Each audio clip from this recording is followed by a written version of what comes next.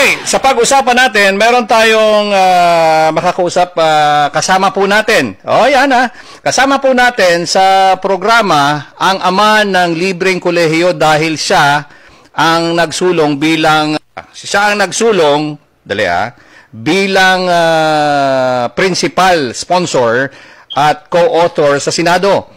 Nakapagpasarang siya ng mahigit 50 batas sa 6 na taon niya sa Senado. Kabilang na rito ang Go Negosyo Act na tumutulong sa ating mga kababayan na makapagsimula o makapagpalago ng sariling negosyo sa pamamagitan ng mga negosyo center sa iba't ibang bahagi ng bansa.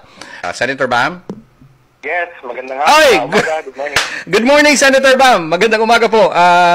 Welcome po sa Pasalingaya Radio. Welcome po sa ating broadcast dito sa Sorsogon. Happens to be the birthday of Mayor Esther Amor at ang Grand Pasalingaya 2024. Magandang umaga po. Good morning po. Magandang umaga po. Senador, halos isang taon na pong namimiss namin kayo. Magaganap na po ang midterm election sa 2025. Naalala ko sa isang interview kay Senadora Leila de Lima na kabilang kayo sa pambato ng oposisyon sa darating na eleksyon. Ano po ba ang plano nyo sa 2025, Senator Bam? Opo, Julius, unang-una gusto ko pong patiin lahat ng mga nakikinig po sa atin. Mga inaaga sa Indogabos, magandang umaga. Okay. Siyempre, babatiin ko rin po si Tita Esther, ang ating Sorsogon City Mayor. Happy birthday po, Tita Esther. Sana po maayos ang ating kalusugan at tuloy-tuloy po yung ating paglilingkod sa bayan. Mamaya po, Julius, nandito po sa Sorsogon, sa Grand Pasalingaya, Sorsogon Sports Arena. Okay. Ito pong nabalita po ni Senator Laila. Sa totoo lang po, kahit po ako medyo nagulat sa kanyang pahiwatig, marami pong tao ang kumakausap po sa atin na tumakbo muli sa 2025. At sabi ko nga po, hindi naman ho natin tatalikuran ang tawag ng Panginoon, ang tawag po ng taong bayan. Hindi ho natin tatalikuran ng anumang laban na kailangan, no? Pero sa panahon po ngayon, palagay kong mas mahalaga, yung mga politiko nakatutok sa mga problema ng tao. Alam mo natin, napakataas ng presyo ng bilihin, napakataas rin po ng init ng panahon ngayon. Yes. Mainit sa West Philippine Sea, mainit po ngayong summer. Maraming hinaharap ang ating mga kababayan dyan po sa Sorsogon at sa buong Pilipinas. At palagay ko po, mas magandang, yan po yung tutukan natin. Pero alam mo naman, Julius, nag-usap na rin naman tayo noon at I'm sure sumusubaybay ka rin naman sa Facebook. Political natin. Opo. Kapag may tawag po ng panahon, hindi naman ho tayo tatalikod po dyan. Okay, Senator Bam, grabe ang init ngayon. Parang hindi na normal ang summer na to. Hindi ba dapat mas mabahala tayo sa napakainit ng panahon kaysa sa mga iba-ibang issue sa ngayon? Opo, well, itong init po ng panahon, ano po ito alam naman ho natin na every year, mas uminginit ang mundo. Okay. Ito po talaga ang climate change at kailangan pinaghahandaan yan. At yung mungkahi ko nga po sa ating gobyerno, yung paghahanda po natin sa bagyo, paghahanda po natin sa baha, dapat ganun na rin po yung paghahanda natin sa init. Dahil mga kababayan po nating araw-araw nagtatrabaho, mga estudyante po natin na nasa mga silid-aralan na wala namang ventilasyon, nangangalib po ang kanilang kalusugan, no? May mga nagkaka-heat stroke, kinakancel na po ang klase dahil po sa init ng panahon. Kailangan po pinaghahandaan to. Kasi nga po sa aming opisina, marami pong nagre-request ng electric fan. Kasi sobra na pong init ngayon. So kailangan itong paghandaan talaga at itong init nga po ng panahon, sana po hindi magdulot ng init rin ng ulo.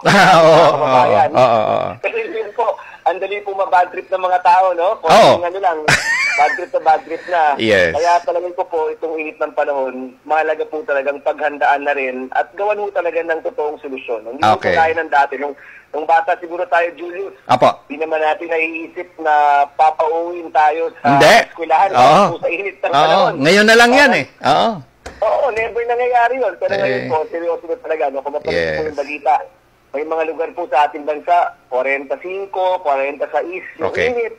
No? At malaga pong paghandaan yan. Isa pa pong kailangan paghandaan po ng ating mga kababayan.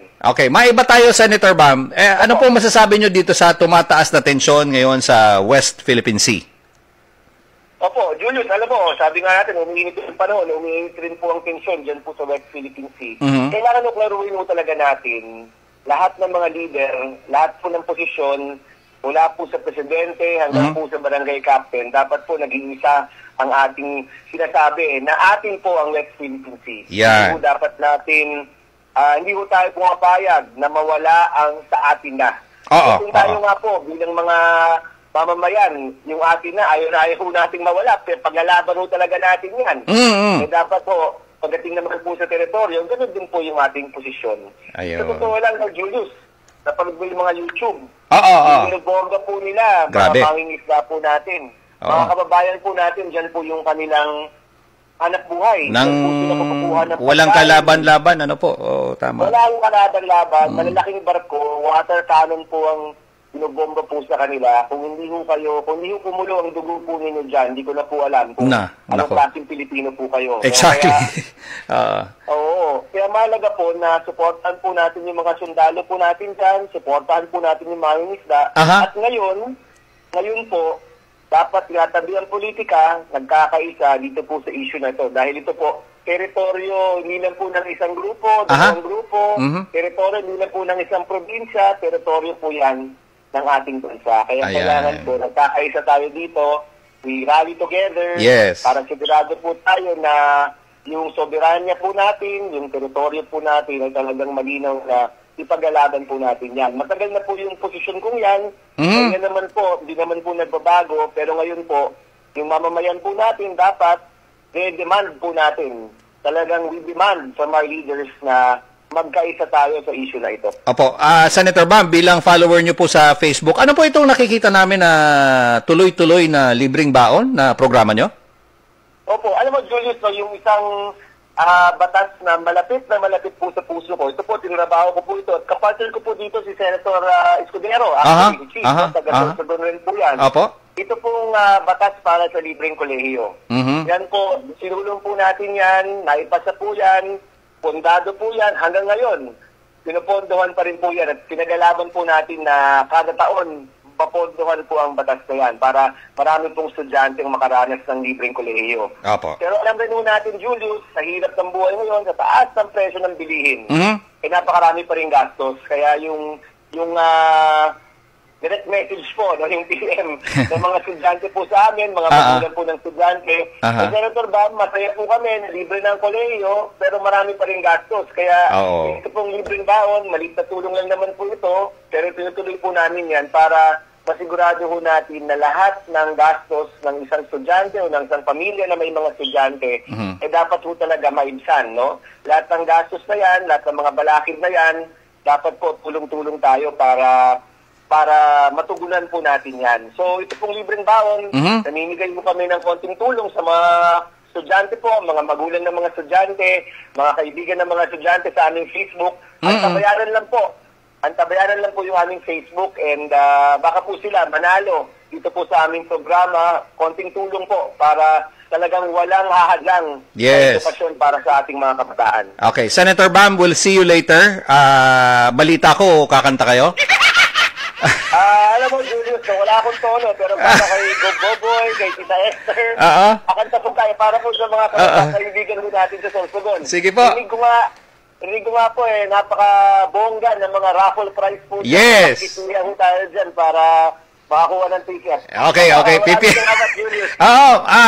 Senator Bam, mensahe niyo po ulit sa mga taga-Sorsogon, kay Governor Amor, at saka sa ating mayor na nagsiselebrate ng kanyang birthday. Go ahead po.